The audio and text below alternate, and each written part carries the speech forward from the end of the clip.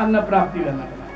जसलाई राज्यको अभिलाषा छ भने विश्वदेवहरूको र प्रजालाई आफ्नो अनुकूल बनाउने इच्छा छ भने साध्य देवताहरूको आराधना गर्नु। अनि आयुको इच्छा छ भने कसको गर्नुपर्छ होला त? अश्विनी कुमारहरूको उपासना गर्नु। लामो आयु चाहिन्छ भने।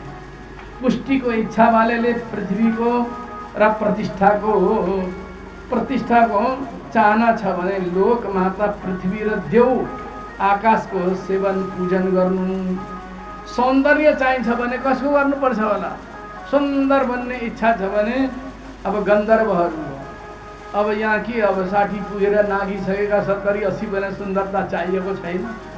अब सुन्दरता चाहिनेहरू कथा सुन्न आएकै छैन। अब के गर्ने? सुन्दरता चाहिनेहरू देश विदेश गए। अब कसले सुन्ने र अब? अनि त्यसो हुँदाखेरि अब यहाँ त त्यसको कुरै छैन, गन्धर्वको गर्नु अरे सुन्दरता चाहियो भने। अनि पत्नी प्राप्तिको इच्छा गर्नेहरूले उर्वशी अप्सराको उपासना गर्नु। अब यो लेखेको छ। अब यस्तो भयो, ब्रजको घटना एउटा सुनाउनु पर्यो। यहाँ उर्वशी, अनि यो उर्वशीको मन्त्र निकालेर एउटालाई दिएको, साह्रै नै पछि परे। ल उर्वशीको आराधना गर, 1 महिनामा तिम्रो बिहे हुन्छ भने। 2 जना दाजुभाइ थिए, उनीहरूले बडा प्रेमले, एउटाले चाहिँ प्रेमले गर्यो क्या, अगरबत्तीहरू जोड्छ बस्छ।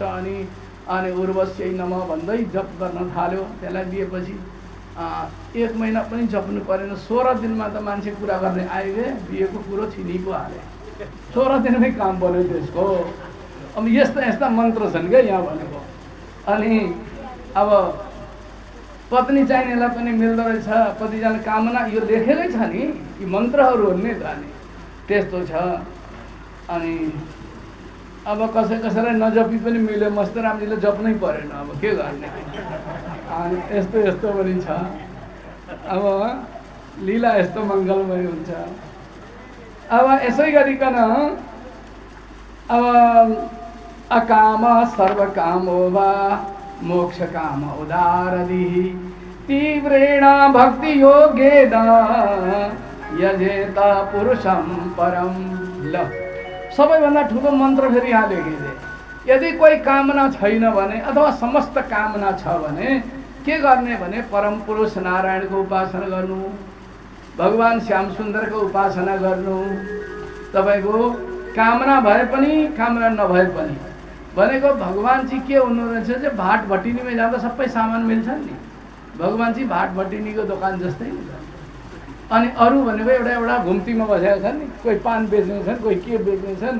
लु यसको सामान चाहियो वहाँ जान्छ, यसको वहाँ पाइन्छ, एउटा सामान बेच्ने नि त। अनि त्यो अरू भनेको देवताहरू चाहिँ एउटा सामान बेच्ने भए, भगवान चाहिँ भाट भटिनीको जस्तै नि। सबै सामान जे चाहियो त्यसले माथिदेखि तलसम्म सबै छन् क्या। अब त्यसो भने भगवानको आराधना गर्दा सबै कुरो पाइँदो रहेछ भन्ने बुझियो नि त। अब त्यसैले भगवत आराधना गरौँ भनेको। आराधना गर्दा भगवानको, तर कस्तो गर्नु अरे? भगवानलाई भक्ति चाहियो भने तीव्रेण भक्ति योग, तीव्र भक्ति योग, अल्प होइन, एकदम तीव्र भक्ति योग। अरू केही नचाहेर भगवानको भक्ति गर्दा धेरै नभए पनि हामीले बिहान बेलुका आराधना गर्दा यसो मोबाइललाई स्विच अफ गरेर राम्ररी उपासना गर्नु अरे, तीव्र भक्ति योग। अब हाम्रो आरती पनि हुँदैछ, फोन पनि आउँदैछ। अब आरतीमा ल अस्ट्रेलियाको नातिको फोन भन्यो, यता आरतीलाई यसो गरेर राखेर उता फोन गर्न थाल्यो भने बर्बाद भयो नि त। अनि त्यसो गर्ने होइन नि त। अनि त्यसलाई चाहिँ बन्द गरिदिनुपर्छ। पहिल्यै फोन बन्द गरेर अनि पूजा गर्ने हो, आरती गर्ने हो, अनि चाहिँ ठिक हुन्छ। मन वहाँ गयो भने पनि त आरती भएन नि, मन जानु भएन नि त अरू ठाउँ। त्यसैले सुइत भनेपछि त ठिक हो नि त। अनि हो त्यस्तो गर्नुपर्छ। अनि यसै गरिकन अब भगवानमा आराधना गर्दा यसरी गर्नु पर्यो। अब यस्तो भनेको छ, अर्को बडा राम्रो प्रसङ्ग दिएको छ। अब सबै भागवतो राजा पाण्डवेयो महारथ बाल क्रीडन कही क्रीडन कृष्ण क्रीडा आददे। पाण्डुनन्दन जो महारथी राजा परीक्षित ठुला भगवानका भक्त थिए।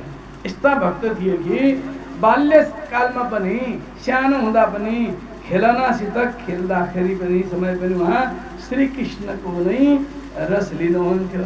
खेलनाहरू खेल्दा पनि कृष्ण लीला नै गर्ने क्या। सानो हुँदा रासलीला खेल्ने उहाँको खेल भनेको त्यस्तो थियो। केटाकेटीलाई भने त कृष्ण बन् न, त राधा बन्, यो सखी भन्छन्, यसो बनाएर रासलीला खेल्ने उहाँ त्यस्तो। उहाँलाई अब सानो हुँदा थाहा छैन, पढेको पनि छैन, तोतली बोली त्यही पनि कृष्ण र राधाको खेल खेल्ने। ती परीक्षित यस्ता हुनुहुन्थ्यो, साधारण होइन नि परीक्षित। अनि भगवान्मय श्री सुखदेव पनि जन्मदेखि नै भगवत परायण हुनुहुन्छ, उहाँ पनि भगवत परायण। यस्ता